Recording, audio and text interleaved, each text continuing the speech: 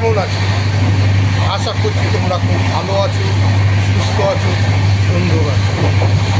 আজ আমার খুব আনন্দের দিন, কারণ 2025 23শে জানুয়ারি আমি দিল্লিতে এসেছিলাম একবার অনুষ্ঠান করতে। দুদিনের প্রোগ্রাম ছিল 23 এবং 26। এবছরও 2026, 23 এবং 26 দুদিন আমার অনুষ্ঠান আছে দিল্লিতে।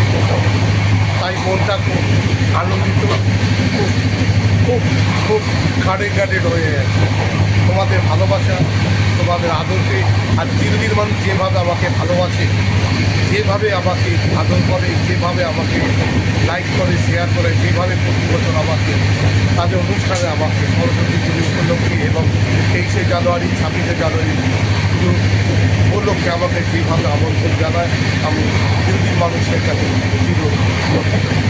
তো আজকে দেখতেই পাচ্ছ আমি রাজধানী এক্সপ্রেসে কালকে ওরা টিকিট পাঠিয়ে দিয়েছিল, উঠেছি।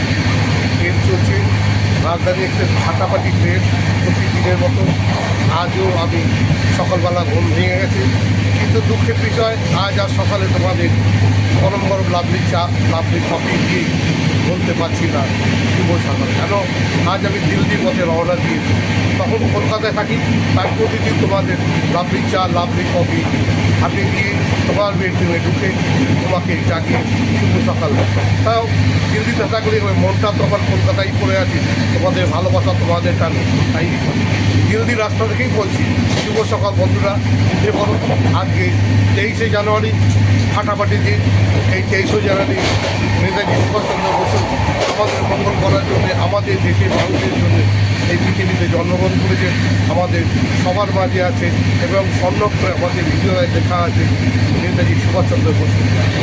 তো এই শুভ দিনে, শুভক্ষণে আমি আবার দিল্লিতে এসেছি অনুষ্ঠান করতে। তো তোমরা ভালো থেকো বা সুস্থ থেকো, সুন্দর থেকো, আর এইভাবে আদরের লাভলিকে শেয়ার করো, লাইক করো, আর লাভলির ঘন্টাটা বাজিয়ে দিই।